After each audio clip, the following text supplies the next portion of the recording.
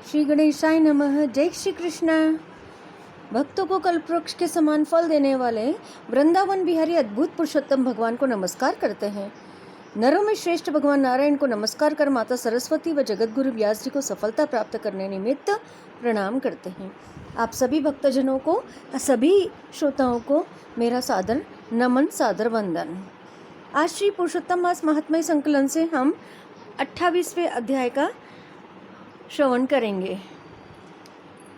श्री नारायण जी बोले, चित्रगुप्त धर्मराज के वचन को सुनकर अपने योद्धाओं से कहे, यह कदर्य प्रथम बहुत समय तक अत्यंत लोभ से ग्रस्त हुआ, बाद में चोरी करना शुरू किया, इसलिए यह प्रथम प्रेत शरीर को प्राप्त कर बाद में वानर शरीर में जाएगा, तब हम इसको बहुत सी नरक यातना देंगे। हे भट लोग, धर्मराज के गृह में यही क्रम श्रेष्ठ है।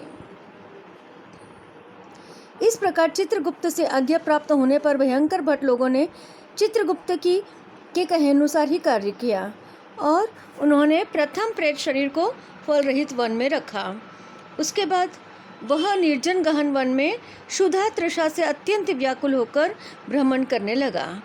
प्रेत में योनि में होने वाले दुख को भोगकर बाद में फलों के चोरी करने होने वाली वानर योनि को गया और सुंदर शीतल जल और छाया तथा फल पुष्प से युक्त जम्बूखंड के मनोहर सुंदर कलज्जोर पर्वत पर वहाँ इंद्र से बनाया हुआ उत्तम कुंड है। मानसरोवर के समान पवित्र सत्पुरुषों से सेवित, पापों का नाश करने वाले देवताओं को भी दुर्लभ मृग तीर्थ नाम से प्रसिद्ध था, जिसमें श्राद्ध करने से पितृलोक सद्गति को चले जाते हैं। वहाँ पर देवता लोग दैत्यों के भय से मृग होकर निरंतर निर्भय स्नान करने लगे, इसलिए विद्वान लोग उस कुंड को मृग तीर्थ कहते हैं। मनुष्य शरीर को प्राप्त कर यह ब्राह्मण वहाँ पर फलों के चोरी करने के पाप से प्रथम वानर शरीर को प्राप्त हुआ। और नारद मुनि ने पूछा, नारद मुनि बोले, त्रैलोक को क्यों पवित्र करने वाले रमणीय मृग तीर्थ में पाप कोटि से युक्त यह दुष्ट वानर कैसे वास करता हुआ? हे नाथ, हे तपोधन, मेरे मन के संदेह को काटो।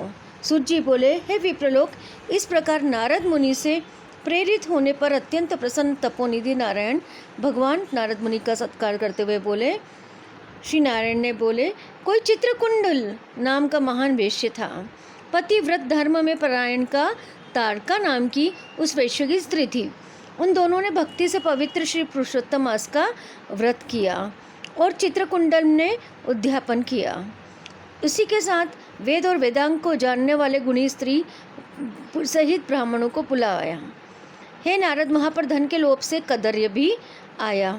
उन समस्त ब्राह्मणों के प्रसन्न होने पर भूयसी को दक्षिणा को दिया और उस दी हुई भूयसी दक्षिणा से प्रसन्न अन्य सब ब्राह्मण गृह को गए, परंतु अत्यंत लोभी कदर्य उस वैश्य चित्रकुंडल के सामने रोता हुआ खड़ा हो गया और विनय से नम्र होकर गदगद वाणी से बोला, हे चित्रकुंडल, हे वैश्य, हे भगवद्भक्ति के सूर्य, आपने पुरुषोत्तम मास का व्रत विधि तरह अच्छी तरह से किया है।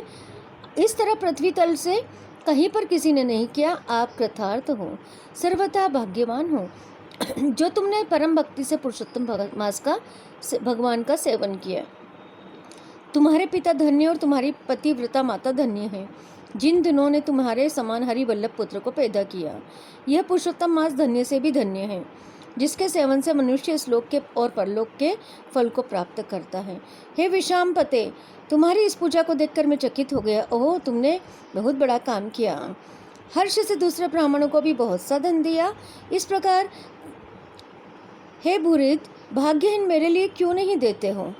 इस प्रकार कदर्य के कहने पर चित्रकुंडल वैश्य ने कदर्य को धन्य दे दिया। कदर्य ने धन को देकर जमीन में गाड़ दिया और इस तरह से उसने श्री पुरुषोत्तम की बड़ी पूजा देखी और धन के लोभ से पुरुषोत्तम मास की प्रशंसा की। पूजा के दर्शन महात्म्य से और पुरुषोत्तम भगवान की स्तुति से तथा धन का लोभ होने पर भी मृग तीर्थ को आया। सूत जी बोले, दर्शन से, स्तुति से, धन के लोभ करने से भी दुष्ट वानर को उत्तम तीर्थ का सेवन हुआ। हे द्विज लोग, श्रद्धा से आदर पूर्वक पुरुषोत्तम देव के दर्शन और स्तुति में तत्पर सपत्नीक के पुण्य का क्या कहना है? नारद मुनि बोले, हे ब्राह्मण, सुंदर वृक्षों से शोभित सुंदर शीतल जल वाले मनोहर घनी छाया वाले वन में उसके रहने का कारण क्या है, सो आप कहिए। श्री नारायण बोले, हे नारद सुनो।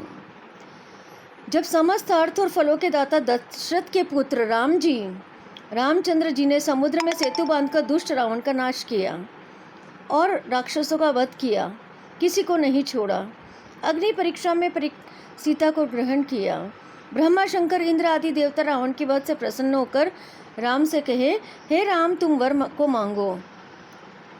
तो ऐसा कहने पर भक्तों को अभय करने वाले रामचंद्र बोले, हे देवता लोग, यदि इस समय वरदान देना है तो सुनो। यहाँ पर राक्षसों से शूर वानर मारे गए हैं, उनको हमारी आज्ञा से अमृत वृष्टि कर शीघ्र जिला दो। तथास्तु यह कहकर ब्रह्मा शंकर इंद्र आदि देवताओं ने अमृत की वृष्टि करके वानरों को जिला दिया। तदनंतर वे जयशाली समस्त वानर जीवित हो गए और जीर काल तक शयन कर उठे हुए के समान देखने में आए। और इस तरह से रामचंद्र चारों तरफ बैठे हुए समस्त वानरों के साथ पुष्पक विमान पर सवार होकर प्रसन्न मुख वाले संपत्निक रामचंद्र बोले, हे सुग्रीव, हे हनुमान, हे तारात्मज, हे जाम्बुवान, वानरों के साथ आप लोगों ने मित्र का समस्त कार्य किया। आप लोग उन वानरों को आज्ञा दो जिससे यहाँ से आप लोगों की आज्ञा पाकर वानर अपनी अपनी इच्छा से जंगलों में जाए और जहाँ पर भी वे जाएं, जहाँ जहाँ वास करें, वह नदी मीठे जल वाली हो, वृक्ष पुष्प फूलों से युक्त हो जाए, शीतल जल वाले सुंदर तालाब हो, इनको कोई भी मना नहीं करे। हमारी आशा से समस्त वानर जाएं और इस तरह से अदृष्ट से होने वाले पूर्व जन्म के सुख दुख जहाँ जहाँ प्राणी निवास करता है वहाँ वहाँ अवश्य जाते, क्योंकि बिना भोगे कर्म का नाश नहीं है।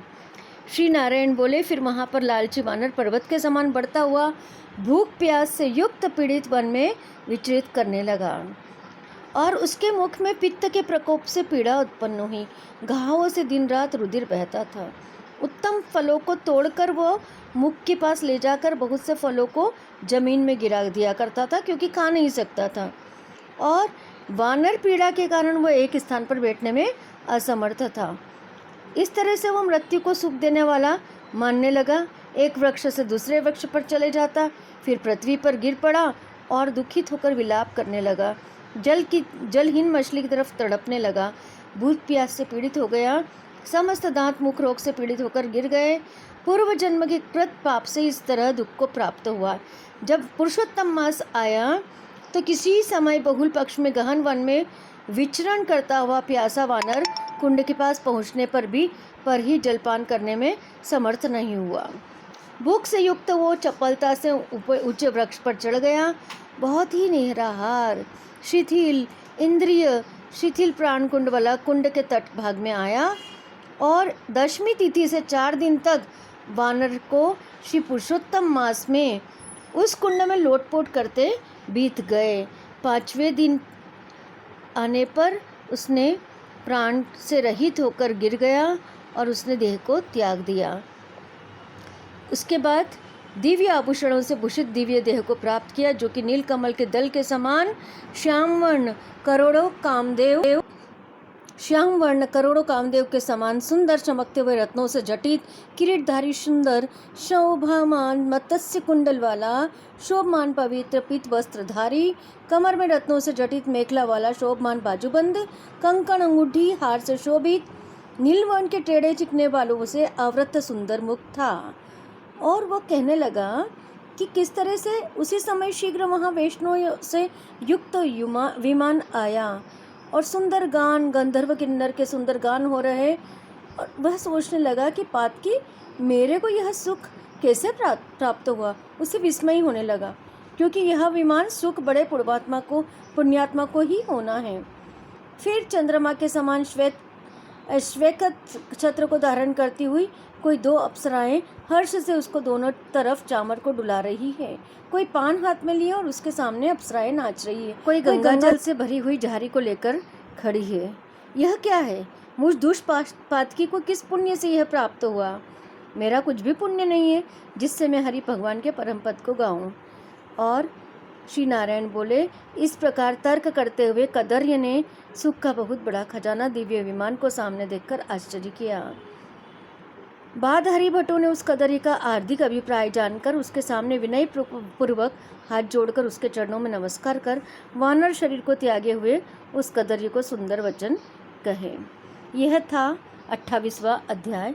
श्री कृष्ण भगवान हम सब पर अपनी कृपा बरसाए रखें। धन्यवाद। जय श्री कृष्ण।